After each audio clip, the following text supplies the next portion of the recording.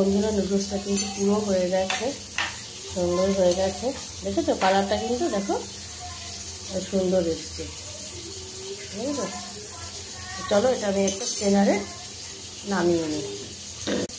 দেখো আমি বড় একটা এরকম স্ট্রেনার নিয়ে নিয়েছি। এটা আমার ডিমার্ট, এই যে ডিমার্টের থেকে নেওয়া 199। আর জলটাও খুলে দিলাম যাতে জলটা সঙ্গে সঙ্গে ঠান্ডা হয়ে যেতে পারে।